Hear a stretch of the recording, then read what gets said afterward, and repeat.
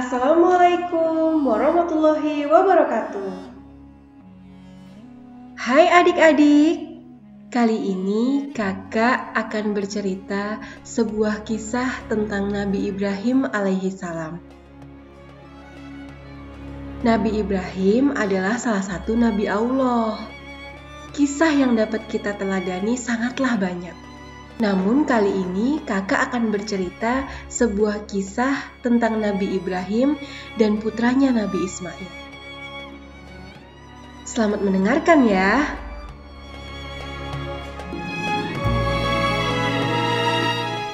Dikisahkan bahwa Nabi Ibrahim alaihi salam menikah dengan seorang wanita yang sangat baik budi pekertinya.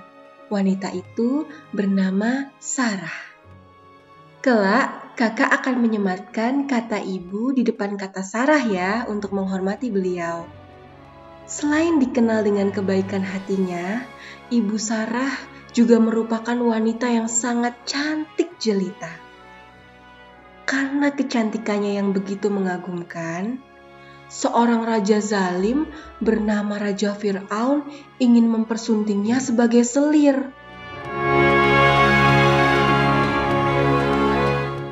Namun, karena kuasa Allah dan doa-doanya yang tulus, Ibu Sarah terlepas dari Fir'aun. Oleh raja yang zalim itu, Ibu Sarah diperintahkan untuk pulang dan dihadiahi seorang budak bernama Hajar. Sekembalinya dari istana Fir'aun, Ibu Sarah dan Nabi Ibrahim alaihissalam hidup bahagia bersama. Namun, ada yang membuat mereka begitu sedih. Sejak pernikahannya dengan Nabi Ibrahim alaihissalam yang telah berjalan selama puluhan tahun, mereka berdua belum juga dikaruniai seorang anak.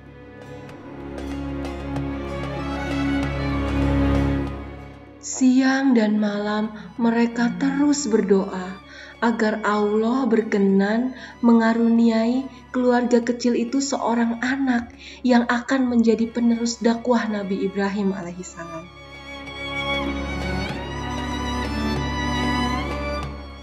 Pada suatu malam, Ibu Sarah mendengar suaminya berdoa dengan sangat khusyuk. Dalam doanya, Nabi Ibrahim alaihissalam berharap agar Allah memberikannya seorang anak yang soleh. Mendengar doa itu, hati Ibu Sarah tersentuh. Tiba-tiba hatinya terdorong untuk menyarankan suaminya kembali menikah dengan wanita lain, dengan harapan kelak wanita itu bisa memberikan keturunan untuk suaminya. Ibu Sarah pun berkata, "Hai kekasih Allah, sesungguhnya Allah tidak memperkenankan aku melahirkan anak. Karenanya, menikahlah dengan budakku ini. Mudah-mudahan Allah mengaruniakan anak kepadamu melalui dirinya. Inilah Hajar, aku berikan ia kepadamu. Mudah-mudahan Allah memberikan kita anak keturunan darinya."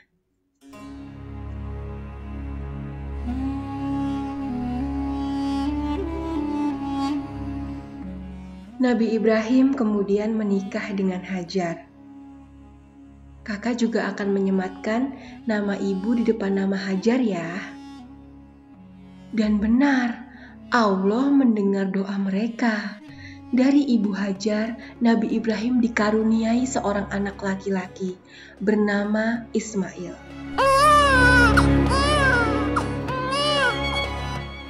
Nabi Ibrahim alaihissalam sangat bahagia dengan kelahiran putra pertamanya ini.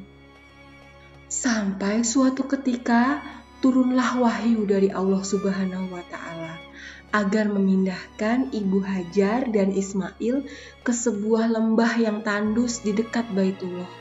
Di lembah itu, udara terasa sangat panas. Matahari terik menyengat. Tak ada seorang pun tinggal di sana.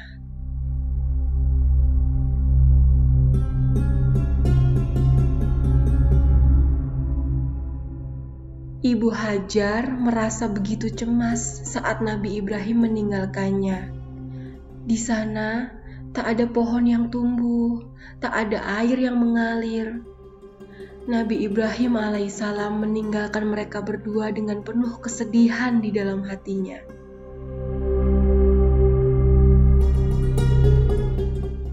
Dalam perjalanan pulang di sebuah bukit yang tinggi, Nabi Ibrahim berdoa kepada Allah.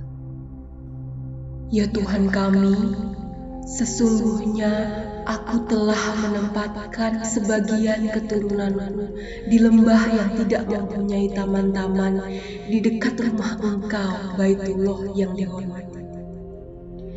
Ya Tuhan kami, yang demikian itu agar mereka mendirikan sholat. Maka jadikanlah hati sebagian manusia cenderung kepada mereka, dan beri rezekilah mereka dari buah-buahan. Mudah-mudahan mereka bersyukur. Quran Surat Ibrahim ayat 37.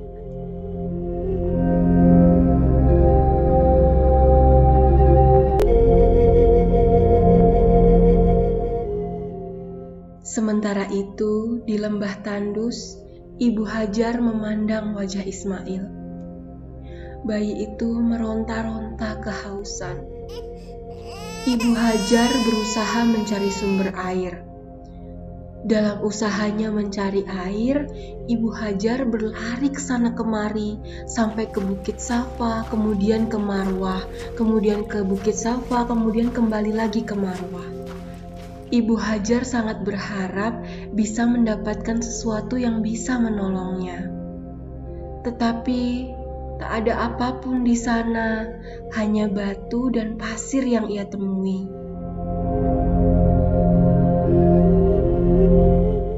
Lalu dari Bukit Safa, Ibu Hajar melihat bayangan air yang mengalir di Bukit Marwah. Kemudian berlarilah ia ke Bukit Marwah. Tetapi setelah sampai di sana, yang dikiranya air ternyata hanya bayangan. Kemudian Ibu Hajar mendengar ada suara yang memanggilnya dari Bukit Safa. Maka pergilah ia ke tempat itu. Namun sesampainya di sana, ia tak menjumpai siapa-siapa, hanya halusinasinya saja. Ibu Hajar terus mendengar suara yang mengarah pada tempat di mana Ismail dibaringkan. Ismail masih dalam keadaan menangis sambil meronta-ronta dan menghentak-hentakkan kakinya. Tiba-tiba, atas izin Allah Subhanahu wa Ta'ala, di dekat Ismail berbaring, memancarlah mata air. Air itu terus keluar dengan melimpah ruah. Melihat mata air tersebut, Ibu Hajar langsung berlari tergesa-gesa menampung air.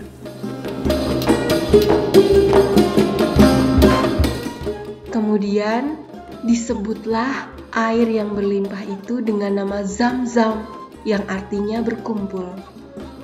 Kelak, pancaran air itu menjadi sebuah telaga yang sangat masyhur, yang airnya tak pernah habis.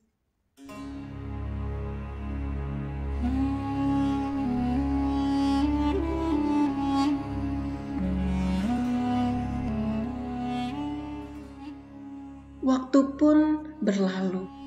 Kini lembah tandus itu telah berubah menjadi sebuah kota yang sangat ramai dengan penduduk. Ismail kecil beranjak remaja. Ismail menjadi pemuda yang soleh, seperti doa yang dipanjatkan ayah dan ibunya.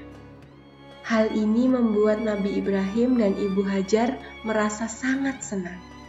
Kebahagiaan itu terus berlangsung, sampai suatu ketika Allah kembali menguji kesabaran mereka.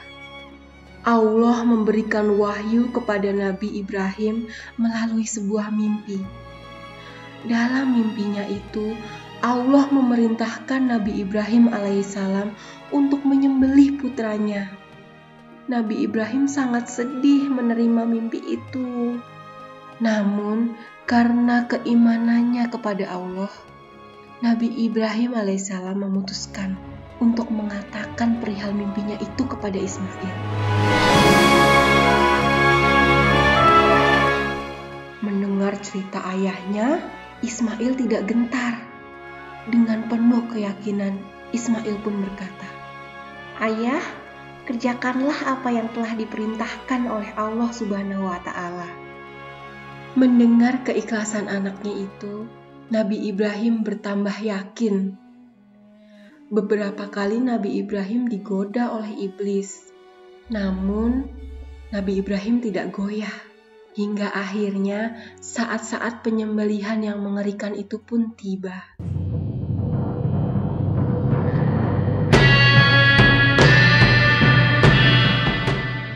Diikatlah kedua tangan dan kaki Nabi Ismail. Kemudian ia dibaringkan. Lalu Nabi Ibrahim mengambil sebuah pedang tajam yang sudah ia asah. Nabi Ibrahim memegang erat pedang dengan kedua tangannya. Dengan kedua mata yang tergenang air mata, Nabi Ibrahim kembali memandang wajah putranya. Dan kemudian kembali lagi berpindah melihat ke arah pedang yang mengkilap di tangannya. Saat pedang tajam itu ditebaskan ke leher Ismail, tiba-tiba tubuh Ismail diangkat oleh malaikat Jibril. Dan di pembaringan itu diletakkan seekor kambing yang sangat besar dan gemuk sebagai pengganti Ismail. Hari yang berat itu berakhir dengan bahagia.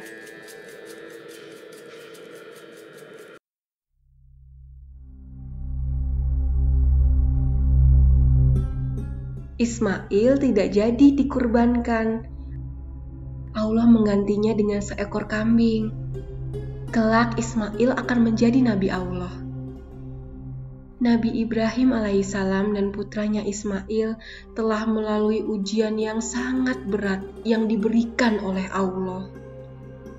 Pengorbanan yang mereka lakukan ini kemudian kita peringati sebagai Hari Raya Idul Adha yang dirayakan setiap tanggal 10 Zulhijjah.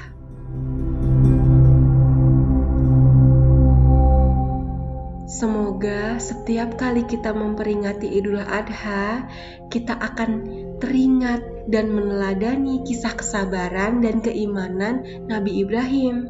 Serta jangan lupa keikhlasan putranya Ismail dalam menghadapi ujian dari Allah. Sekian cerita mengenai Nabi Ibrahim dan putranya Nabi Ismail. Semoga bisa bermanfaat untuk kita semua ya. Sampai jumpa di cerita-cerita yang lain. Wassalamualaikum warahmatullahi wabarakatuh.